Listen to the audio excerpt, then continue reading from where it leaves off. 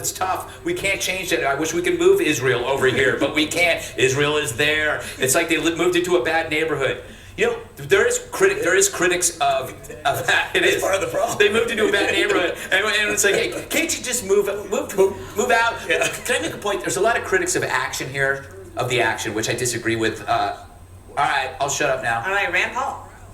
President. I didn't vote for him, and I still am opposed to him quite a few times, but I was proud that he did this, and I was just about to stand on my feet and clap and give him a standing ovation, and then I heard, well, but if I lose the vote, I'll probably go ahead and do the bombing anyway.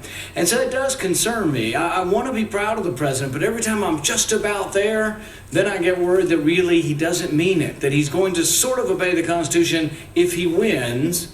So I heard Secretary Kerry say, if we win, sure.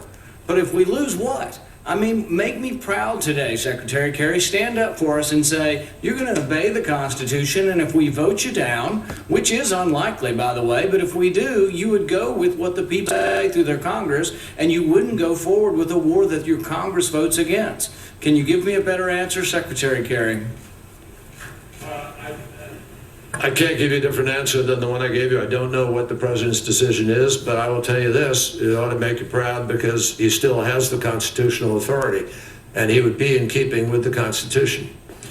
Well, I disagree with you there. I don't believe he has the constitutional authority. I think Congress has this. Madison was very explicit. When he wrote the Federalist Papers, he wrote that history supposes, or the Constitution supposes what history demonstrates, that the executive is the branch most likely to go to war, and therefore the Constitution vested that power in the Congress. It's explicit and runs throughout all of Madison's writings.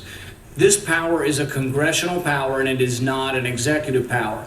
They didn't say big war, small war. They didn't say boots on the ground, not boots on the ground. They said declare war. Ask the people on the ships launching the missiles whether they're involved with war or not. If we do not say that the Constitution applies, if we do not say explicitly that we will abide by this vote, you're making a joke of us. You're making us into theater. And so we play constitutional theater for the president. If this is real, you will abide by the verdict of Congress. You're probably going to win. Just go ahead and say it's real, and let's have a real debate in this country and not a meaningless debate that in the end you lose and you say, oh, well, we had the authority anyway. We're going to go ahead and go to war anyway. A couple of items. Senator, I assure you there's nothing meaningless, and there is everything real. Only if you adhere to what we vote on. Only if our vote makes a difference. Only if our vote is binding is it meaningful. And I will leave to the man who was elected to be President of the United States the responsibility for telling you what his decision is if and when that moment came. But the president intends to win this vote, and he's not going to make prior announcements. We've had a lot of discussion about, whether or not we're going to make the world safer with this. Somehow we're going to have less chemical weapons. But I think that's an open question. And I think it's conjecture at best. You can say, oh, well, we think Assad will be less likely to launch chemical weapons after this. We may be able to degrade his capacity somewhat. He's got 1,000 tons. We're going to wipe it out. Most reports I hear say we're not even probably going to directly bomb chemical weapons because of what might happen to the surrounding population. So my guess is he still will have the ability. Most people say Assad acted very illogically. Why would he release chemical weapons on his own people when it brought the anger and enmity of the entire world? So he's already acting irrationally or illogically. Now we're going to deter him, and he's going to act in a rational manner. I think it's equally likely that he either does it again or he doesn't do it. I don't think you can say for certain which is better. I don't know that we can say that by attacking them, he's not going to launch another chemical attack. Will the region, I got a few of them, then I'll stop. Will the region be more stable or less stable? We all say we want stability in the Middle East, and stability in the Middle East is a national interest for our country.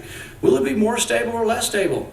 I frankly think there are equal arguments on both sides of that.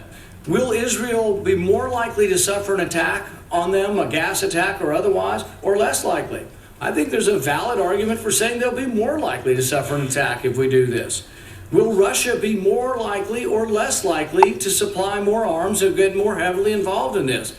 I think there's a valid argument that they may become more likely to be involved. Iran, more likely or less likely to be involved with this. If Iran gets involved, more likely or less likely that Israel launches a reprisal attack on Iran. There are all kinds of unknowns that I can't tell you absolutely the answer, and neither can you, but I think there's a reasonable argument that the world may be less stable because of this, and that it may not deter any chemical weapons attack.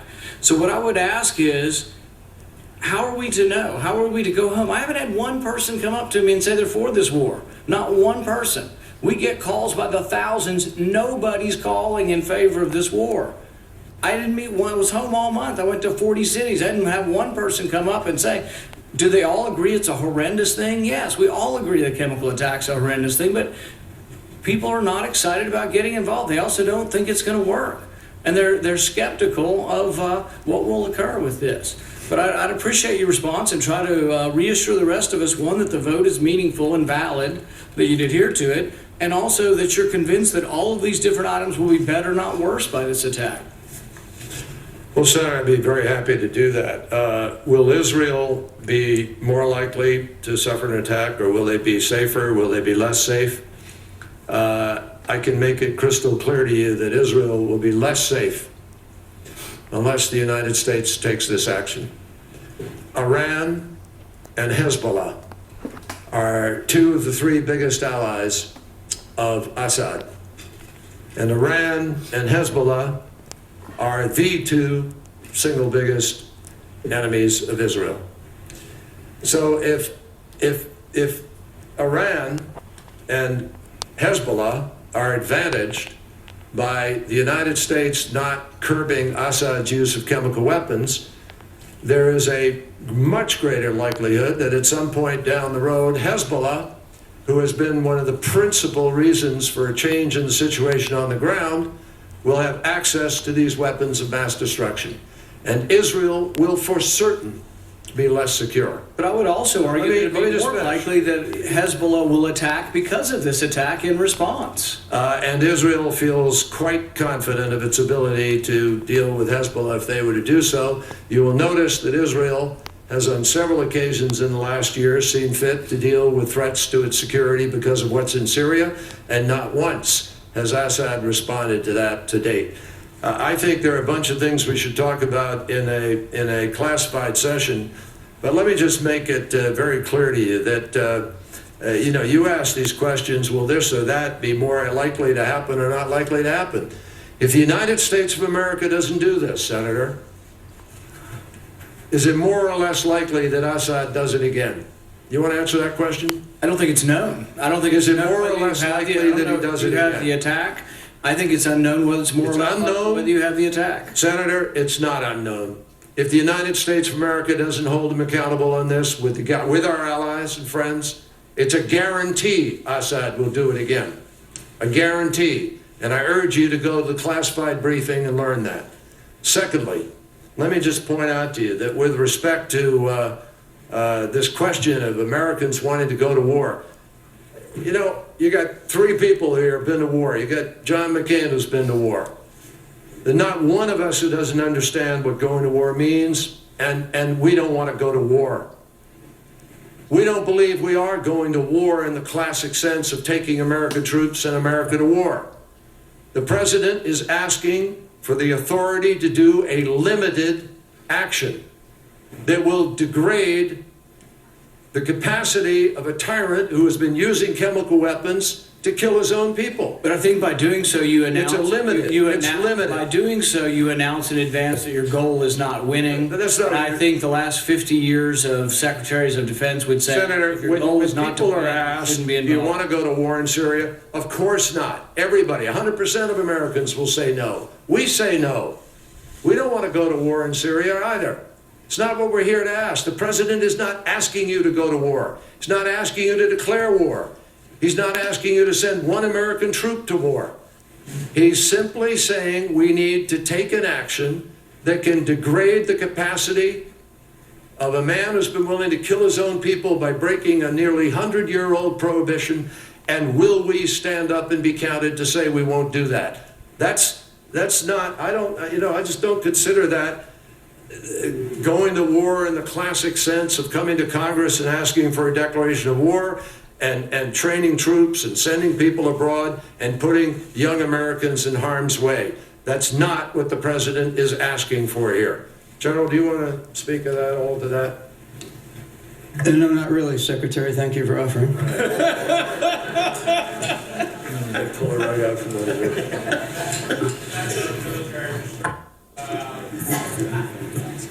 Great. Thank you to all of you. This has been a good discussion. I want to echo what Senator Paul, Senator Durbin, and others have said.